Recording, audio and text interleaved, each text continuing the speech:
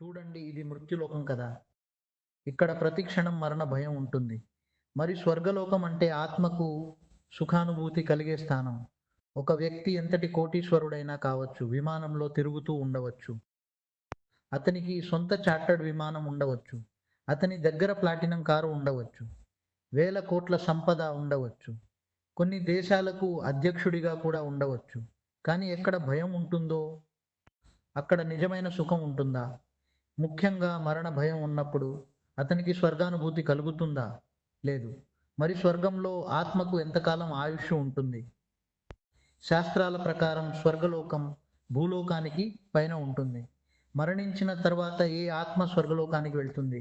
ఎవరైతే ఎక్కువ జ్ఞానం కలిగి ఉంటారో, ఎవరైతే ఉన్నత లోకాలకు వెళ్ళాలని కోరుకుంటారో, వారు భూలోకానికి పైన ఉన్న ఇతర లోకాలకు వెళ్తారు.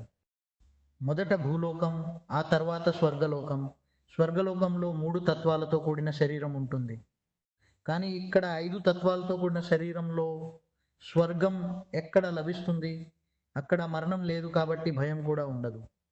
అందుకే చాలామంది సాధు సంతులు కూడా ప్రజలకు ఈ విషయాన్ని భిన్నంగా చెబుతూ ఉంటారు.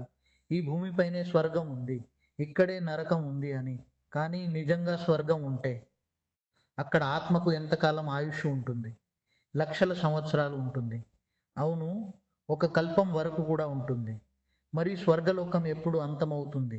భూలోకం, భువర్లోకం, స్వర్గలోకం, ఈ 3 లోకాలు ఎప్పుడు నాశనం అవుతాయి? మొదట అర్ధ ప్రళయం జరిగినప్పుడు, 4 యుగాలు పూర్తయినప్పుడు అర్ధ ప్రళయం జరుగుతుంది. అలాగే ప్రళయం, కల్ప ప్రళయం అనే దశలు కూడా ఉంటాయి. బ్రహ్మదేవుని ఒకరోజు పూర్తయ్యే సమయంలో, బ్రహ్మపురిలో ఒకరోజు పూర్తయ్యే సమయంలో ఈ స్వర్గలోకం కూడా వినాశనం అవుతుంది. అంటే ఒకవేళ ఏదైనా ఆత్మ ఇంద్ర పదవిని పొందితే అది ఒక కల్పం వరకు ఆ పదవిలో ఉంటుందా? ఇంద్రుడిని చూడండి. ఇంద్రుడు 3 లోకాలకు అధిపతి. భూలోకం, భువర్లోకం, స్వర్గలోకం. ఈ 3 లోకాలకు ఇంద్రుడు అధిపతి. అయితే ఇంద్రలోకాన్ని నమ్మకపోయినా స్వర్గంలో సుఖాలు ఉంటాయని చెబుతారు. అక్కడ కల్పవృక్షాలు ఉంటాయని కూడా చెబుతారు.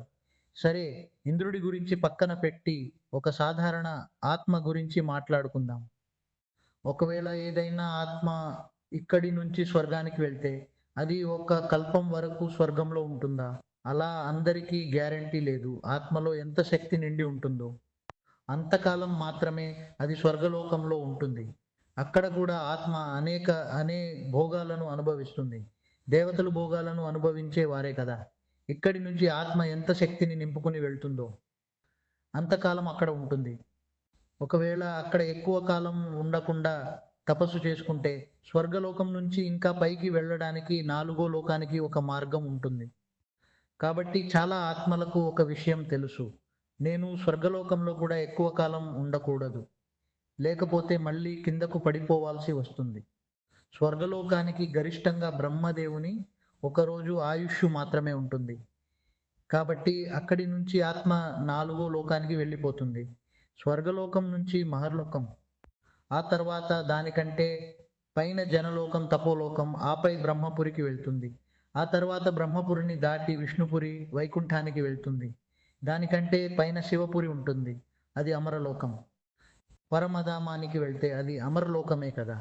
పరమధామంలో ఆత్మ నిరాకార స్థితిని పొందినప్పుడు దాని కర్మబంధాలు తెగిపోతాయి. అప్పుడు ఆత్మ అమరత్వాన్ని పొందుతుంది కదా. చూడండి.